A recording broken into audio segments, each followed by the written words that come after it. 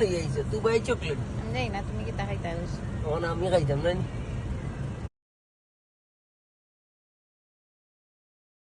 যে দাম কম দামে পাইলাম ওই খাইলে কি তাইতা আলহামদুলিল্লাহ কত মজা পিওর দুবাই চকলেট